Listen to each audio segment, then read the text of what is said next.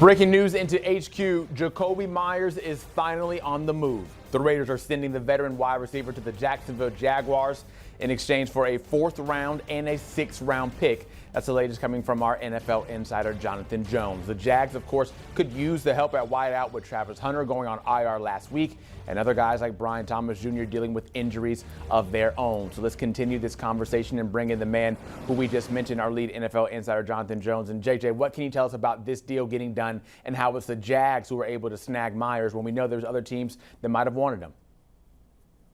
Yeah, so we'll get to the Jags in a little bit. We'll focus right now on the Raiders, why they wanted to get rid of Jakobi Meyers. He's in the final year of his contract. Previous regime brought him in via free agency.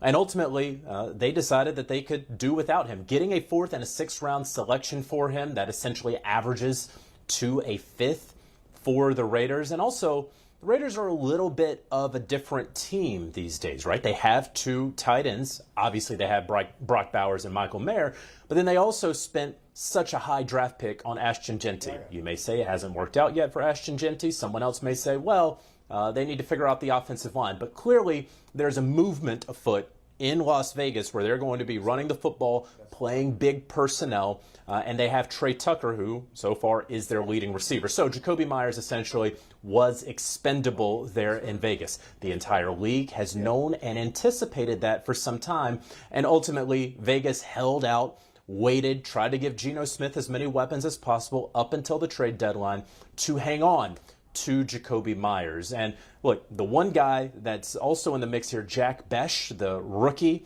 that they have, he hasn't really gotten going there in Las Vegas. So now this opens up a gigantic door for him to walk through and start the second half of the season off strong. So that's why Jakobi Meyers is on his way out of Vegas.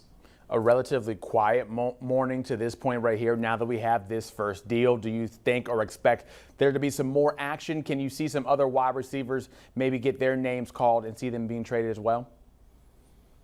Yeah, so the Jaguars are now making this move because, they have Travis Hunter on injured reserve. But frankly, they were really interested in adding some wide receiver help and some other positions across the roster, and they had plenty of draft picks to give up, almost a dozen or so draft picks in 2026 the Jags have. So they decide to go ahead and be maybe a touch more aggressive than others and get Jakobi Meyers. Meanwhile, other wide receivers out there who could be on the move, of course, we're all going to keep an eye on Jalen Waddle if he ultimately finds his way out of Miami. The price for him, at least right now, is a 1st round pick and then some. I don't know that any team is going to ultimately pay that. If some team does, then we will find Jalen Waddle elsewhere later today. And then all eyes remain on the New Orleans Saints. Chris Olave, Rashid Shaheed, I would say the latter more likely to be moved than the former. The Saints would be more apt to trade Rashid Shaheed, but of course, it's always up to what someone is willing to pay. And then one guy, not really in that echelon of receivers, but one guy that a lot of teams have sort of been keeping an eye on, Adonai Mitchell, A.D. Mitchell, the former 2nd round pick just 2 seasons ago, now with the Colts. He hasn't really gotten it going. And this season, since the start of October, he has just 2 catches, I think on 4 targets for 15 yards. So he's someone that a lot of folks around the league have said maybe he could be traded for by the 4 p.m. Eastern deadline. So those are the wide receiver names that I'm keeping an eye on, as well as plenty of others, maybe a little more smaller potatoes around the league. Jags GM James Gladstone ready to wheel and deal, and we know you'll be on top of every single point that we have, JJ. Thank you. Appreciate it so much as we now look towards Jakobi Meyers starting and continuing his tenure playing in the NFL with the Jacksonville Jaguars. And you look at the way his season has played out, Meyers, with the Raiders to this point, and he's averaging 50 receiving yards per game, but he's dropped over the last 4 games, averaging just 31 receiving yards per game, when in the first 3 he was at 76. We'll see what version of Meyers can show up in Duval.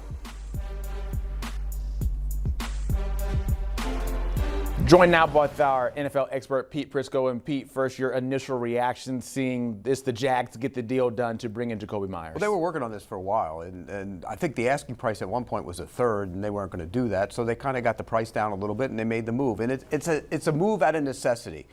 Travis Hunter, out.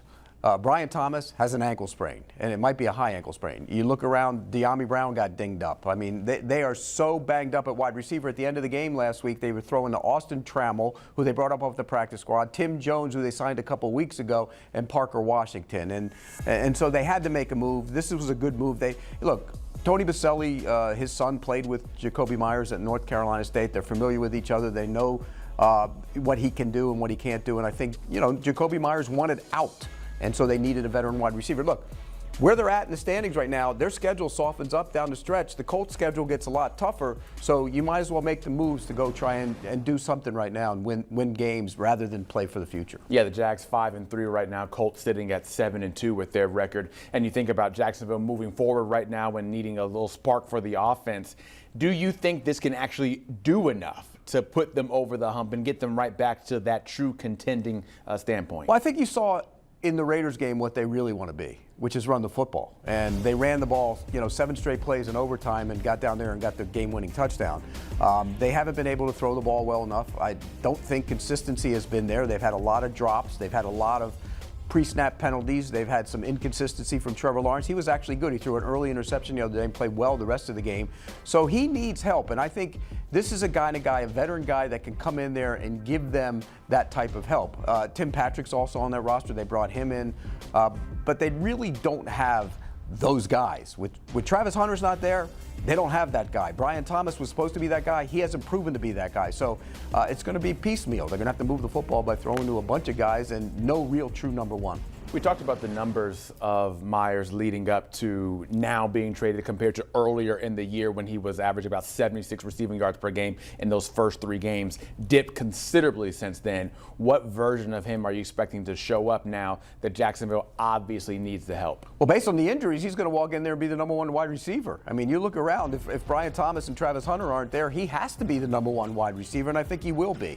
And I think he'll form a good relationship with Trevor Lawrence, and I also think that he'll fit in with what Liam Cohen wants to do in his system. So it makes sense. From everything that's happened with the injuries, the fact that they needed to add another wide receiver, they were going to start playing Travis Hunter more on defense to go with the offense. That's a heavy workload. So it makes a lot of sense to go get a wide receiver. And I know they've been looking around for one. If they could probably get 2, they would probably do that. But I don't know if anybody's out there available right now that would be for the right price. Jags give up 2 draft picks. They get a guy who might just be a rental since he'll be a free agent after this year. Given both those sides, I need to get a grade from the Raiders standpoint and from the Jags. What are you giving this trade? Look, it's hard to grade trades, but when you're desperate, I'd give Jacksonville a B for this, and I'd probably give the Raiders, because what they're doing is looking to the future. We don't even know if that coaching staff is going to be there next year, so I give them a C+. How about that? C+ for the Raiders, a B for the Jags, and maybe a B that can turn into something a little bit higher if Meyers becomes even more productive. If Meyers plays well and they decide to keep him, look, they needed to get receivers for next year anyway, so De'Ami Brown hasn't been that guy. He's only on a 1-year deal, so why not consider somebody for the future? Pete Prisco, what might be the tip of the iceberg with all the trades coming up to 4 p.m. with that NFL trade deadline. Thank you very much. Appreciate it. And we take another look at that Jakobi Meyers trade, headed over to Duval County to play for the Jacksonville Jaguars. And the Raiders getting 2 picks in the 4th round and the 6th. It'll be the higher of the Jags' 4th round picks in that year 2026. So this starts off the first wide receiver off the board, someone traded. We'll see what else happens moving forward.